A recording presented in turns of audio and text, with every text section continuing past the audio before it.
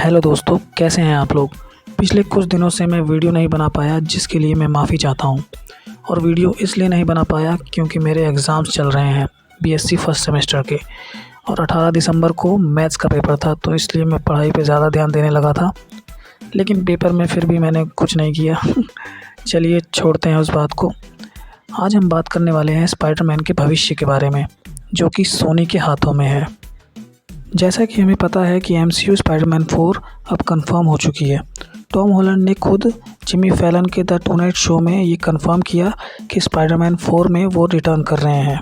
Rumours की माने तो मूवी की फिल्मिंग मिड 2025 में शुरू हो सकती है, पर असली क्वेश्चन तो ये है कि मूवी का नाम क्या होने वाला है।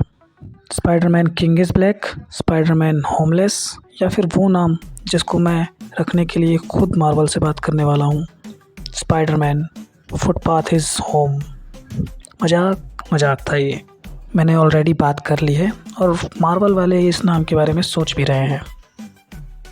और हमारे पास स्पाइडरमैन 4 के बारे में कुछ और भी न्यूज़ भी है, जो कि खुद एमी पास्कल की तरफ से आ रही है।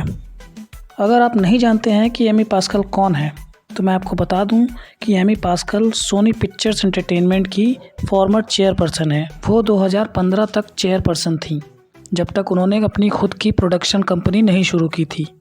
और वो लगभग सभी स्पाइडरमैन फिल्मों को प्रोड्यूस करती हैं और फ्रेंचाइज के प्रोडक्शन और डिस्ट्रीब्यूशन की देखरेख करती हैं।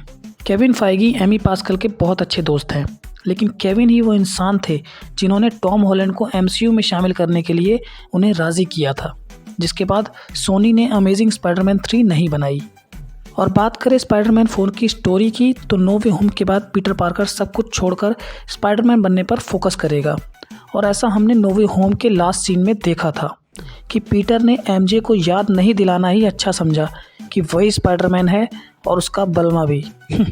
पर अब वो अकेला हो गया है, तो उसे जॉब तो करनी ही पड़ेगी और सब कुछ अपने दम पर मैनेज करना होगा, क्योंकि उसे अब कोई नहीं जानता। इवन एवेंजर्स के टीम मेंबर्स और हैप्पी भी सिर्फ स्पाइडरमैन को ही जानते हैं, पीटर को नहीं। स्पाइडरमैन 4 में पीटर डेली ब्यूगल में काम कर सकता है और न्यूयॉर्क शहर के मेयर किंगपिन मूवी के मेन विलन भी हो सकते हैं, जो कि हमें डेयरडेविल बॉर्न अगेन में भी देखने को मिलेंगे।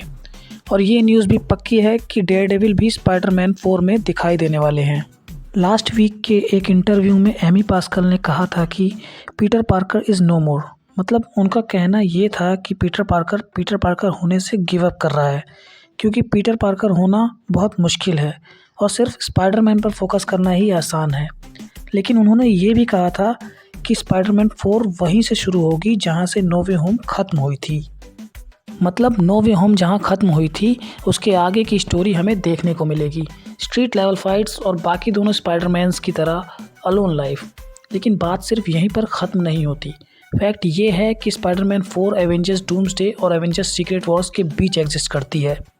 तो फिर स्ट्रीट लेवल से कैसे काम चलेगा। स्टोरी में कुछ तो मल्टीवर्सल इवेंट्स डालने ही पड़ेंगे, ताकि स्पाइडरमैन को सीक्रेट वॉर्स में प्रेजेंट किया जा सके, वरना सीक्रेट वॉर्स में स्पाइडरमैन को कैसे दिखाया जाएगा। और बात करते हैं एक और रूमर की, तो सिडनी स्वीमी को ऑफ़र किया गया था as a black cat Spiderman 4 के लिए। तो देखा जाए तो वैसे ये ऑफ़र सच भी हो सकता है और झूठ भी, क्योंकि स्पाइडरमैन के पास अब कोई गर्लफ्रेंड या फिर कोई दोस्त भी नहीं है। तो सिडनी स्वीमी एज अ ब्लैक कैट इनके लिए परफेक्ट मैच हो सकता है एमजे के बाद।